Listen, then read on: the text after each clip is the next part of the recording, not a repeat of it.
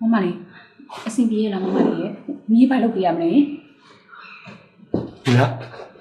你来ဘာဖြစ်လို့မသိတော့ပါဘူးကိုလေးရဲ့အလက်တကြားအော်တန်ကြားလို့လေမီးတက်ကြည့်ရောမမအရန်ကိုကြောက်နေတာ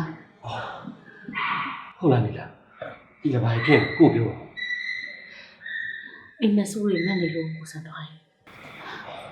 ဘာမှမဆိုးတွေမှတ်နေတာလဲမိလိုက်မမအောင်လေ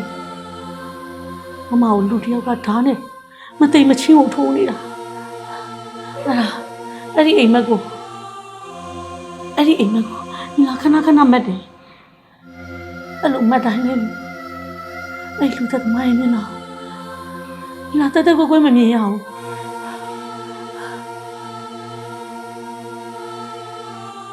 မိလာအမရဲ့အမှုနဲ့ပတ်သက်ပြီးတော့အမှုမှမပေါ်သေးလို့မိလာစိတ်မချဖြစ်နေတာပါဘာမှစိတ်မပူလို့ပါတော့ကိုတယောက်လုံးရှိပါနဲ့တက်ဆိုင်ရကလည်းဒီမှုကိုအများဆုံးဖော်ထုတ်ပေးမှာပါမိလာနော်အမှုမှမပေါ်သေးတယ်ညီလာဘလို့မှစိတ်ဖြောင်းနိုင်မှာမဟုတ်ဘူးမမလည်းစိတ်ဖြောင်းမှာမဟုတ်ဘူးညီလာသိတယ်တိတ်လည်းအဆွဲမထားပါနဲ့မိလာရဲ့ဥပဒေကြောင့်ဥပရောက်ပါလေနော်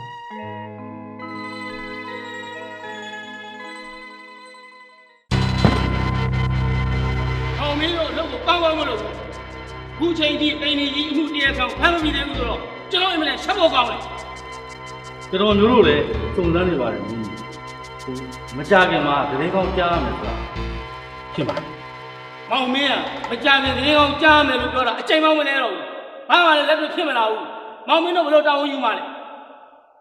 ကျွန်တော်မျိုးတို့လည်းတက်နိုင်တော့အောင်းဆုံးကြိုးစားနေတယ်ကျွန်တော်တို့ဘက်မှာဝေအားလို့နေတယ်မောင်မင်းတို့ဆင်ခြင်ပေးတာများတယ်အလုပ်ကိုတောင်းဝန်ချင်းပေါ်မလုပ်နိုင်ဘူးဆိုရင် IPR တို့ရုံးထဲမှာထားပြီးထွက်သွားတော့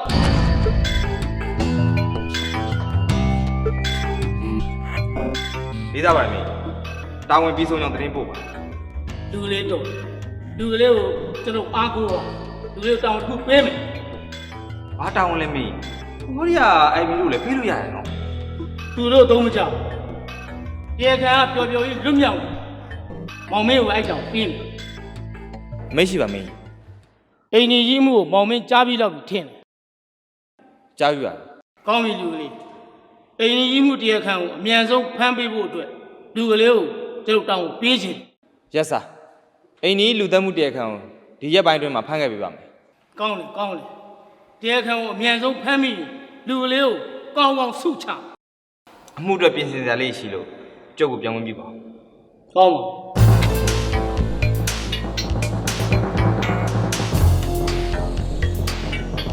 ဟောင်းမင်းတို့ဘာလုပ်နေကြ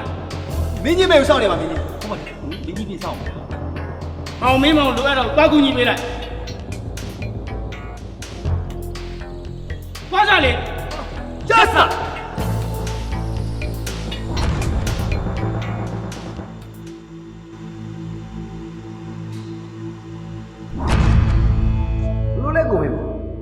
စိတ်ကလေးတွေအခွာကျန်းလိုက်တာဗျာပေးထားတဲ့ကတိစိတ်ကလေးတွေထဲမှာအဝေးပြန်တူပြန်သွားမှာစိုးရိမ်ဟမ်ဒီမှာမင်းမောင်ရဲ့ရာဇဝင်မှာပေးပြီးသားကတိကိုပြည့်ရိုးထုံးတယ်ရှိဘူးလို့လားကျုပ်ကအလုပ်ကိုလက်တွေ့လုပ်တာလေထဲမှာလုပ်တဲ့သူကတော့အဲ့လိုလေထဲမှာငွေပြန်မှာကြောက်တော့ဘူးမဟုတ်ဘူးလားဟုတ်ပါပြီကိုမင်းမောင်ကျုပ်တို့အခုစုံစမ်းထားတဲ့သတင်းချက်လက်တွေကိုကျုပ်တို့လမ်းပြပေးရမှာမလို့ပါဘူးမင်းမောင်ကသူများလျှောက်ပြီးသားလမ်းကိုမလျှောက်ဘူးကို့လမ်းကိုကို့ထွင်ပါအော်ဟို IB တို့ရထားတဲ့အချက်လက်တွေကိုအမှတ်တရအနေနဲ့သိမ်းထားလိုက်တော့ကျုပ်ကတော့အလုပ်များနေတော့သွားခွင့်ပြု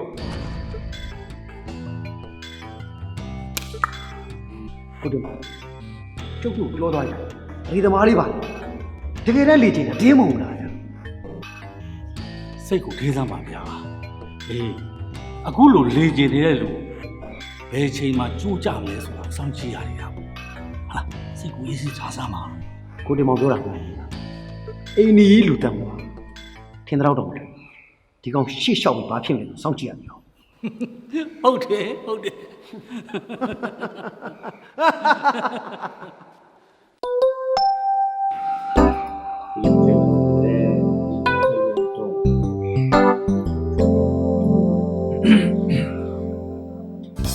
ရာကျွန်တော်အိမ်ကြီးမှာဘယ်လောက်ကြာမလဲ ကြောက်တို့ရေအဲ့ဒါငါဘယ်လိုအတက်ပြောနိုင်ပါလဲမင်းတရားခံမှာမူတည်တယ်လေ ဟာဆရာဘယ်လိုပြောလိုက်ကြလဲဆရာရဲ့ဆရာပြောဖို့ရဆိုကျွန်တော်ကတရေခနဲ့ပဲပတ်သက်နေသလိုလိုဆရာပြောတဲ့စကားကြီးကလေကျွန်တော်ခေါင်းတော်ကြိတ်တယ်ဆရာရဲ့ ကြောက်တို့ကမင်းကငါတစ်ပည့်မဟုတ်တဲ့အတိုင်းပဲတော်တော်တက်တည်နေတဲ့ကော ဩဆရာပြောတဲ့စကားကိုလေဆရာပြန်ကြည့်အောင်လေဆရာရဲ့ ဆရာတစ်ပည့်တွေဘာဖြစ်နေကြလဲဘာဖြစ်ရမှာလဲကွာဒီမှာကြောက်တို့လေဗန္ဓုလာသွေးဗန္ဓုလာသွေး ဩဆရာရေဆရာလောက်တော့ဘယ်တက်တိရှိပါမလဲမဟုတ်လားကြောက်တွေ့လားကိုကြီးကောင်းတော့မှသိသေးရဲ့ ဟုတ်ပါပြီကွာဟုတ်ပါကဲစားပလင်းရလဲရုံးကပြန်လာထင်ပါအကြောင်းလို့သတင်းတွေဘာတွေပါလာသေးလဲ ကျွန်တော်ကိစ္စကတော့ဘာမှမထူပါဘူးဆရာရဲ့ဒါပေမဲ့ပလိမင်းကြီးကအိမ်ကြီးအမှုကိုဆရာကိုတာဝန်ပေးလိုက်တယ်ဆိုလို့ကျွန်တော်လာခဲ့တာ ဟာဒီသတင်းကမြန်လိုက်ငါတော့ဒီအမှုတွေလေ့လာလို့မကြည့်သေးဘူးကွာ မြန်ဆိုဆရာရဲ့အဲ့အမှုလူတော်တော်များများစိတ်ဝင်စားနေကြတာအဲ့ဒါကိုကျွန်တော်လည်းသိချင်လို့ဆရာစီလာ ဂါနာနာသိကျင်နေဆိုရင်တော့ငါပြန်လာတာကိုစောင့်မနေ့ပြန်အဲ့ဒီအိမ်ကြီးကိုငါသွားမယ်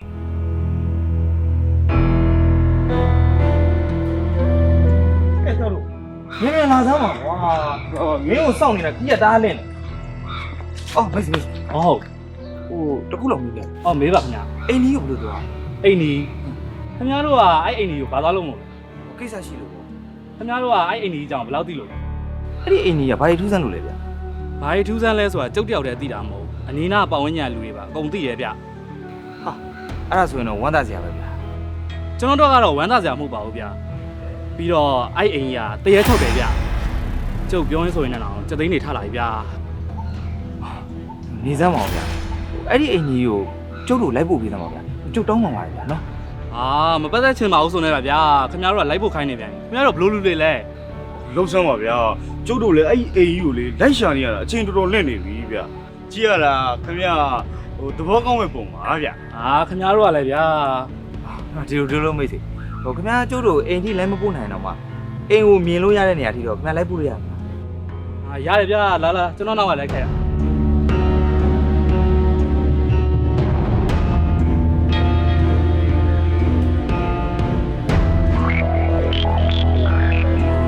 ဟုတ်ပါဗျာဟုတ်ပါခင်ဗျားတို့ပြောတဲ့အိမ်ကြီးဆိုတာ ဟောဟဲ့လူခဏလေးအောင်လေဖေးအောင်လေဟာဆရာအဲ့လူတော်တော်တက်တိမရှိတယ်လေပြေးလိုက်တာများရင်တန်းလေရမယ် မင်းရှိရတယ် ဆရာဟိုအဲ့ဒီလိုတော့မလုပ်နဲ့လေဆရာရဲ့ဆရာဆိုတာအရှိရနေတော့တာဆရာနော်ဆရာကအရှိရနေတော့တယ်ဆရာနော်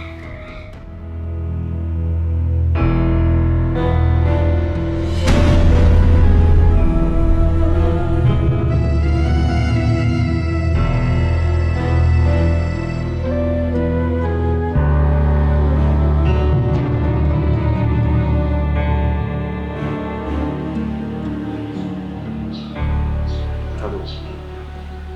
ဒါကြီးကပိတ်တာညမှာလူလေးပါရှိခေါက်ကြည့်ဟုတ်ပြီ အင်ရှိလို့ရောအင်ရှိလို့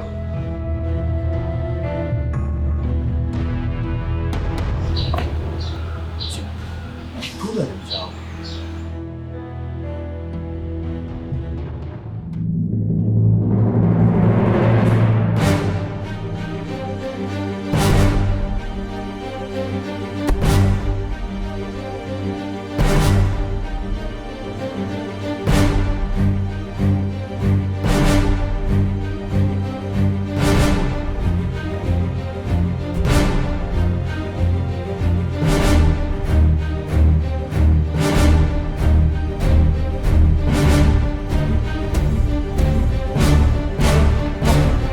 လက်ချေပြတ်သွားတယ်ဆရာ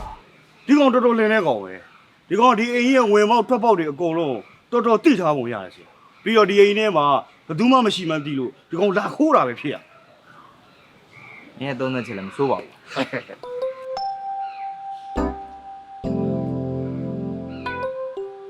ဖျက်လေ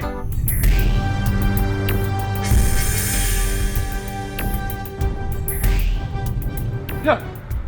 ဘယ်တော့မလုပ်လဲပိုင်ရှင်ခွင့်မပြုပဲဒီချိန်ထဲမှာပါလာလို့ ကျုပ်နာမည်ကမင်းမောင်ပါဒီအိမ်မှာနေဖို့တော့ရောက်လာ ဘာကွာမင်းတို့ကဘယ်သူတွေမို့လို့လဲ ကျုပ်ကဘာလုပ်လဲဆိုတော့ပလိမင်းလွတ်လိုက်တဲ့သူတွေပါ အော်ဒါဆိုရင်တော့နီလာရဲ့ဧည့်သည်တွေပေါ့ဒါကျမရဲ့ချစ်သူကိုစံထားပါရှင်ကိုစံထားဒီပုံစံတိုင်းဆိုရင်တော့ဒီကဧည့်သည်တွေကနီလာတို့အိမ်မှာဖြစ်နေတဲ့လူတက်မှုတွေအတွက်ကိုစုံစမ်းစစ်ဆေးဖို့အတွက်ရောက်လာတဲ့တာဝန်ရှိသူတွေဖြစ်မှာကဲကြွပါရှင်ကြွပါ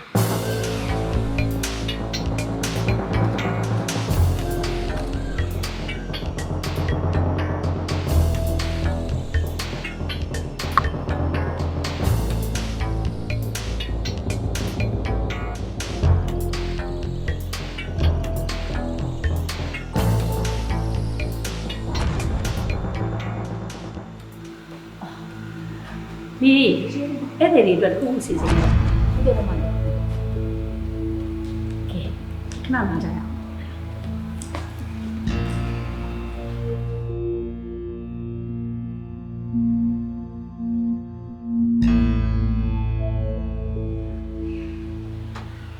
အခုလိုလာပြီးတဲ့အတွက်ကျေးဇူးတင်ပါတယ်ရှင် ရပါတယ်ဗျာကျုပ်တို့ကလည်းတာဝန်ရလာခဲ့တာဒီအိမ်နဲ့ပတ်သက်ပြီးဖြစ်တဲ့ကိစ္စတွေအားလုံးကျုပ်တို့စုံစမ်းတဲ့လောက်စုံစမ်းပြီးပါပြီဒါပေမဲ့ကာယကံရှင်တော့ကျုပ်တို့အသေးစိတ်ပဲသိပါမယ်ဒါကြောင့်မလို့မမြနီလာနှုတ်ကထွက်တဲ့စကားကျုပ်တို့အထောက်အကူအများကြီးဖြစ်စေပါတယ် ဟုတ်ကဲ့ပါရှင်လွန်ခဲ့တဲ့2 နှစ်လောက်ကကျမရဲ့အဖေနဲ့အမေဒီအိမ်မှာအသက်ခံရပါတယ်ဒီချိန်ထိလည်းအဲ့ဒီတက်သွားတဲ့တရားခံမမိခဲ့လွန်ခဲ့တဲ့နှစ်ကတော့ကျမအမများတည်ရရဲ့ခင်မအသက်ခံရပါတယ်ဒီနှစ်ကတော့မမအသက်ခံလိုက်ရတာပါ ဒါဆိုရင်မမြနီလာလည်းအိမ်ကူပဲဒီအိမ်မှာကျန်တော့တာပေါ့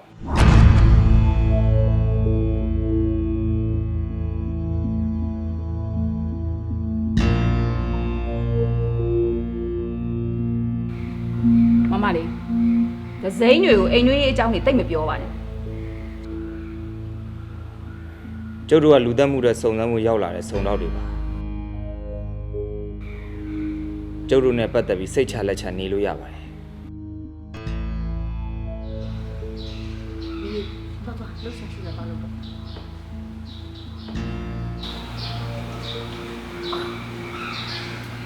သူကကျမကိုစိတ်ကူလို့ပြောရတာဝေပြီးပါနဲ့ရှင် ရပါတယ်ဗျာ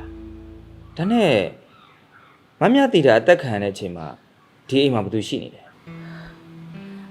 အဲ့ဒီနေရာကျမချစ်သူကိုစံထွားနဲ့ချိန်တဲ့နေရာကျမရောက်နေခဲ့တာပါဒါပေမဲ့ကိုစံထွားရောက်မလာလို့ကျမအိမ်ကိုပြန်ရောက်တဲ့အချိန်မှာမမအခုလိုမျိုးအသက်ခံလိုက်ရတာကိုကျမတွေ့လိုက်တာပါပဲရှင်ဘယ်လိုရန်ညိုးရန်စားတွေလဲများဒီလိုလုပ်ရလဲတော့ကျမလည်းမသိတော့ပါဘူးရှင် မမြနေလားကျုပ်တို့ကတာဝန်နဲ့လာတဲ့လူတွေဆိုတော့တကယ်လို့လိုအပ်လာခဲ့ရင်ဒီအိမ်ရဲ့ဘယ်နေရာမှာဆိုကျုပ်တို့ကိုရှာဖွေခွင့်ပြုပါတော့ ကျမခွင့်ပြုပါတယ်ရှင်ခွင့်ပြုပါတယ်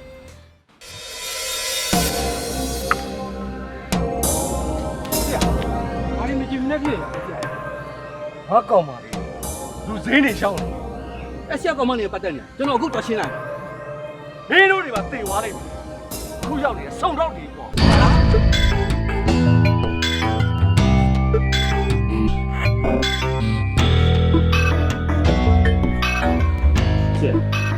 ကျဲရတော့ကျဲပဲ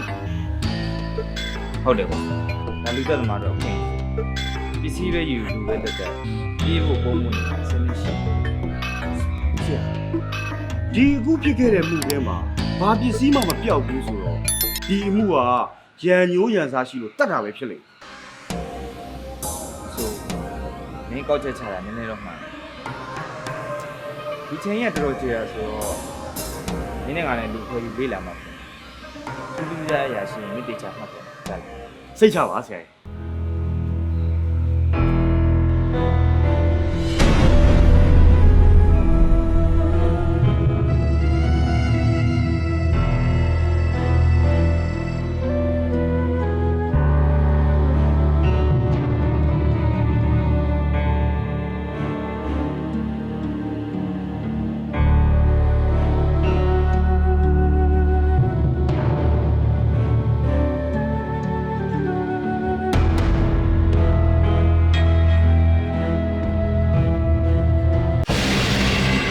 မင်းဘာလို့ကျတို့နောက်ရောက်ခံလိုက်နေဟမ်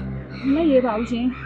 အိမ်ကိုသစိမ်းတွေရောက်လာလို့ရှိရင်လူကောင်းလားလူဆိုးလားဆိုတာသိချင်လို့မမေတို့လက်ထက်တွေကတင် जा ပေးတာကိုအချင်းဖြစ်နေလို့ပါ ဒါဆိုရင်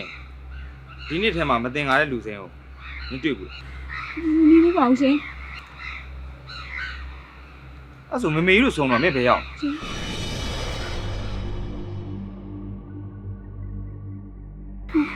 အဲ့ဒီကကျမမရှိပါဘူးရှင်မမေကဈေးကိုလွတ်လိုက်လို့ကျမဈေးသွားနေတာပါဈေးကပြန်လာတော့တွေးရိုင်ထဲမှာဖဖေးနဲ့မမေနဲ့တင်နေတာတွေ့ရပါရှင်ကျမသွားလို့ရည်လားယင် တော့ကြောက်လို့မကြခင်မှာတရခါဖမ်းမိတော့မှာပါ ဒါဆိုရင်ဆရာကတရားခံကိုရိပ်မိနေပြီပေါ့ ရိပ်မိတယ်ဆိုရတဲ့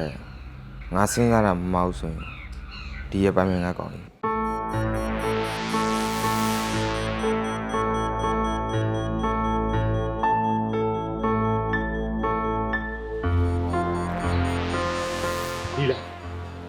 နီလာတော့အိမ်မှာရောက်နေတယ်ကောင်ဘာထူးလဲ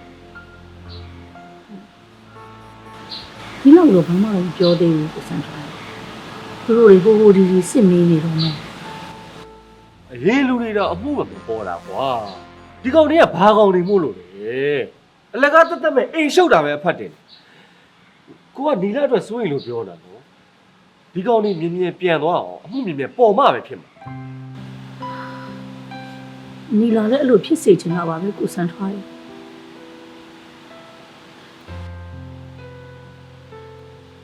သူတို့မေးတဲ့အချိန်တိုင်းနီလာဖြေနေရတဲ့အချိန်တိုင်းဒီဘေနဲ့မမေကိုတိတ်တတိရတာပဲကိုစံထားရဲ့ စိတ်မကောင်းဖြစ်ပါတယ်နီလာရဲ့နီလာဘေးမှာကိုတယောက်လုံးရှိပါတယ် ကိုစံထား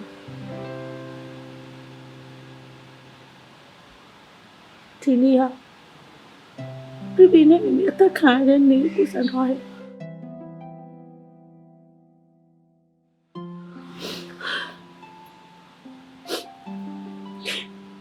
တကယ်လည်းကြောက်နီလာမှာဆွေမျိုးရေးချဆိုလို့ဘယ်သူမှမရှိတော့ဒီဘေမမေလည်းမရှိတော့မမလည်းမရှိတော့ နီလာရဲ့ နီလာကိုစံတော့ချိန်နေတယ်ဒါမလာခဲ့မမအခုလိုမျိုးခုရခဲ့ရမယ့်ဘဝမျိုးရောက်ခဲ့မှာမဟုတ်ဘူး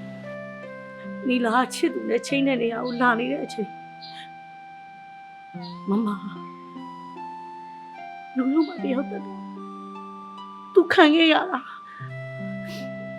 နီလာဘယ်လိုဖြေရမှာလဲကိုစံတော့ရဲ့ နီလာရဲ့ဘယ်တက်နိုင်မှမလဲအဲ့ဒါနီလာအပြစ်မှမဟုတ်တာနီလာကိုအပြစ်တင်မနေသမ်းပါနဲ့ ကိုစံတော့တာချိန်နေနေရအောင်မလာမှန်းသိခဲ့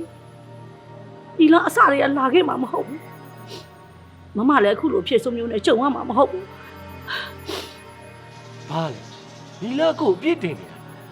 အဲ့ဒီကကိုယ်တငယ်ချင်းတယောက်ပိုးတီးလို့ဆေးုံရောက်နေပါလေလို့နီလာကိုအချင်းချင်းရှင်းပြပြီးပြီကွာနီလာကိုမယုံဘူးလား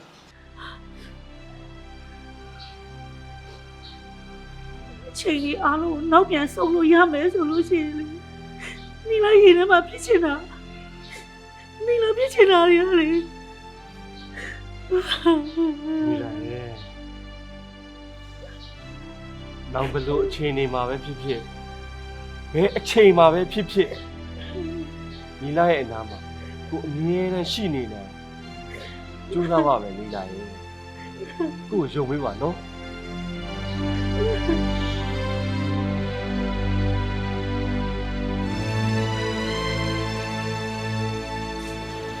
ဆရာအခုပဲတစ်ဖက်ညာထားလိုက်အခုပဲတစ်ဖက်ညာထိုင်လို့လားဆရာ ဩမင်းတို့စကားများတယ်အကြောင်းရှုလာတော့ကွာထိုင်မထိုင်သမ်း ထိုင်တာတော့ထိုင်တာနော်ဒီလိုသာခဏခဏထိုင်နေမယ်ဆိုရင်ချောင်းဆိုးရင်ကျက်ဖြစ်လိမ့်မယ်ဆရာရဲ့ ဟောမင်းမတော့ချင်မမာနဲ့ဗောကြောက်တော့မင်းတို့စကားများတယ်ကွာချိုးသေးတစ်ခွက် ဆရာဟောအဲ့လိုတော့မလုပ်နဲ့လေဗျာကျွန်တော်ကဆရာရဲ့တပည့်ဆိုတော့ဆရာချိုးစိမ့်တစ်ခွက်ဆိုတပည့်ကလည်းချိုးစိမ့်တစ်ခွက်ပေါ့ကျွန်တော်ကလည်းချိုးစိမ့်တစ်ခွက်လား ကိုလာကြားပြီးပြီလား ။ဘာလဲဟိုအိမ်ကြီးအကြောင်းပြောတာလား ဟုတ်ကဲ့ ။ဩကျုပ်တီးရတဲ့လောက်တော့အသက်ခံရတဲ့သူတဲ့ဆက်နိုင်တစ်ချက်တီးတန်ကြားပြီးတာနဲ့အသက်ခံရတာတဲ့ စုံတော့တွေရောက်နေလို့ပြောတယ်ဗျမသေးကြမလို့ပြောရင်ခင်ဗျအမှုပတ်မယ်နော် ။ကျုပ်လည်းကြားတဲ့အတိုင်းပြောတာပဲလေဗျာ။ကျုပ်ကိုလာမင်းတော့ကျုပ်တီးတဲ့အတိုင်းအကုန်ပြောပလိုက်ပါပဲ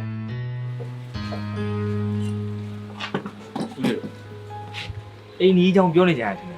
ကျုပ်လည်းစိတ်ဝင်စားတယ်ဦးလေးတို့တည်တရာကိုကျုပ်တို့ချင်းတော့ပြောပြပါ ။အဲ့ဒီအိမ်ကြီးပိုင်ရှင်ကအရာရှိကြီးတရားဟုတ်ကွာ ကျုပ်မပြောဘူးလားကိုယ်မောင်ဟိုလေကြွားမင်းမောင်တရေအစနာတော့မရတော့ဟမ်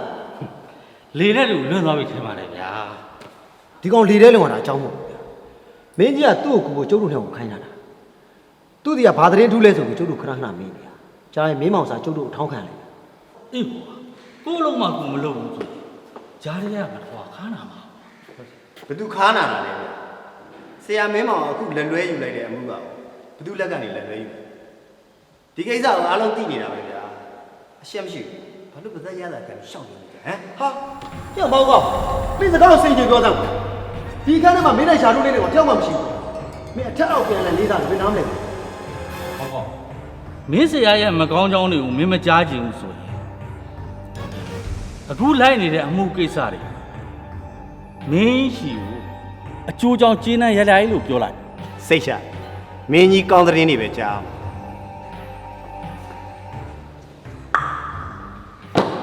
ဆရာလေးကျဲတော့တပည့်နှစ်ဆကျဲ မောင်သိရတယ်ကွာခုဘက်ကအေးစုနေရဖို့အရေးကြီးတယ်မလားဟုတ်ပါဟုတ်ပါအဲ့လိုလေးစမ်းပါ ဟဲ့နေတိနေလိုက်ရအိမ်မှာစုံတော့ရောင်းသွားသူရောက်နေပါလေညို့ပြောထားတယ်လေ အားခက်ခဲနေလို့ပါအဲ့တော့ရဲစုံလာခဲ့တာ နင်ကဘာခက်ခဲနေ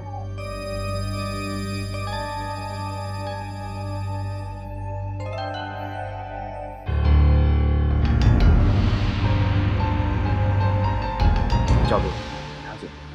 သူ့ကိုတော့ဒီတိုင်းလွတ်ထားလို့မဖြစ်ဘူးသူ့အခြေအနေအများနဲ့စောင့်ကြည့်နေမှာအဲ့တောင်ညှိနေလိုက်ပါ ဟုတ်ကဲ့ပါဆရာ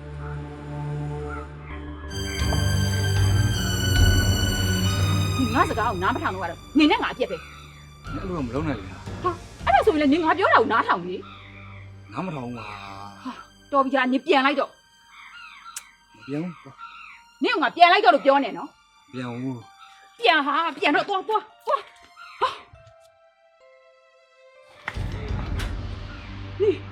နင်ဒီကိုပဲချိန်ကြီးရောက်လာတယ် နေကစကားကိုနားမထောင်ရင်နေလဲငါနဲ့အပြက်ပဲ ငါတို့ပြောတာတွေဘာကြီးကြားသေးလဲ ဘာမှမကြောက်ဘူးအဲ့ဒါလေးပဲကြားလိုက်တယ် ဒီမှာ तू ကငါချစ်သူဒီအကြောင်းတွေကိုသူများတွေရှောက်ပြောလို့ကတော့နင်မလွယ်ဘူးမဲ့ ဟာမပြောပါဘူး ပြောလဲလေငါနင်စားတဲ့အစားတွေမှာအစိတ်ခတ်တယ်မှာ သူ့ကိုလည်းကြည့်တကယ်လုံးမဲ့ရုပ်ကြီး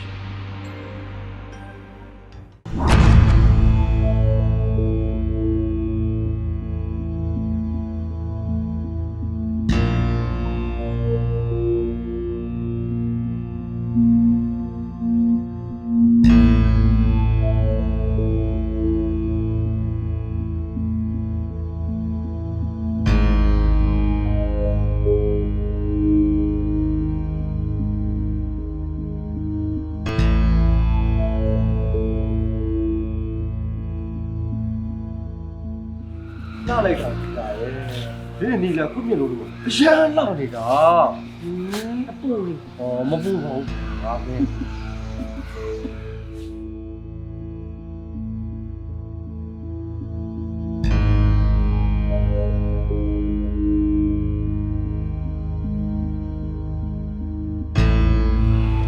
ဟ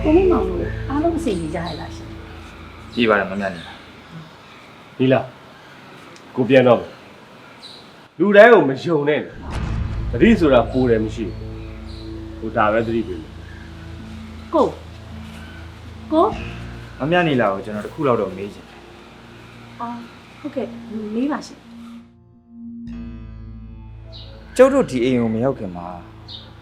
ဒီအိမ်ကိုဒဇိမ့်နေဝန်ထွက်လောက်တာဘယ်လိုလဲရှိလဲ နီလာတိတလောက်တော့မိသားစုဝင်နေအပြင်သစိမ့်ဆိုလို့မိလေးနဲ့ကိုစံထွားပဲရှိတာပါမမေတို့မမတို့လက်ထက်တုန်းကစီးပွားရေးတွေသူတို့ကိုယ်တိုင်ဦးစီးတာဆိုတော့လေစီးပွားရေးနဲ့ပတ်သက်တာနီလာဘာမှသိမသိမမေတို့ဆုံးပြီးကစားတုန်းကတော့သတင်းလာမေးတဲ့တူတွေတော့ရှိတာပေါ့ဒါပေမဲ့အားလုံးကပုံမှန်ပါပဲ ကျုပ်စုံစမ်းရတဲ့လောက်ကမမြတ်နေလာရဲ့မိဘတွေအသက်ခံတဲ့အချိန်မှာမမြတ်နေလာတို့ဒီမှာမရှိခဲ့ဘူးနော် အော်ဟုတ်ပါတယ်မမရဲ့အမျိုးသားရွာမှာအလှရှိတာနဲ့ကျမတို့သွားနေကြတာပါ မမြတ်တီတာအသက်ခံတော့ကလည်းဒီအိမ်ကြီးထဲမှာဘယ်သူမှမရှိဘူးလို့မတ်နေလာပြောဘူးတယ်နော်ဒါတိုက်ဆိုင်တယ်လို့မထင်ဘူးလား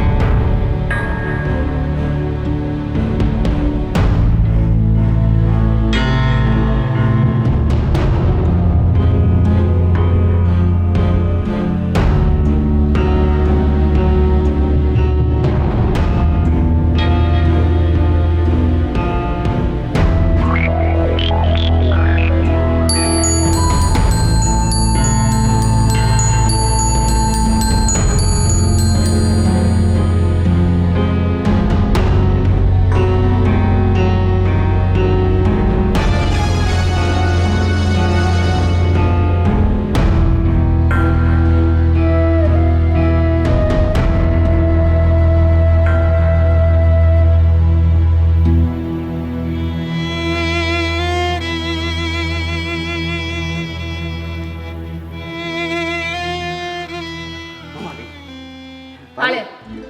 ကျွန်တော်ဘာဝိုင်းကြည့်တော့ ဒီလောက်ကရှင်းလို့မဟုတ် မမလေးရတယ်ပြောမမလေးပြင်မမှာဆိုလို့ကျွန်တော်ဝိုင်းကူလုပ်မယ်ပြောတယ် ကူတဲ့လောက်ကလည်းရှင်းလို့မဟုတ်ပါဘူး မမလေးရတယ်ဗျာကျွန်တော်မမလေးပြင်မမှာဆိုလို့ဝိုင်းကူလုပ်ချင်လို့ဟာဒါနဲ့မမလေးရောမအေးသေးဘူးလား ဟဲ့အဲ့ဒါညီနဲ့ပါဆိုင်လေဟောညီသွားလိုက်တော့ ဟောဗျာမမလေးရတယ်ကျွန်တော်မမလေးကိုပြင်မမှာဆိုလို့ကူညီချင်လို့ပါဆို ညီကိုသွားလိုက်တော့လို့ပြောနေနော် တော်တော်မယ်လို့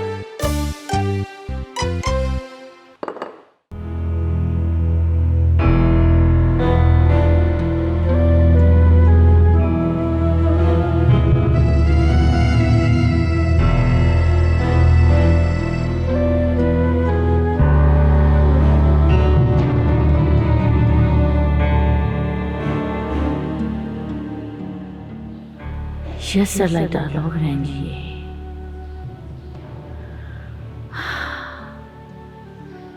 နီလာဘလို့ဖြေရမှာလဲဖြေနဲ့မိမိရေအမှန်တရားအတွက်ဖြေနဲ့မိမိတို့အတွက်လူသက်သမားကိုအမြန်ဆုံးဖမ်းမိပါစေ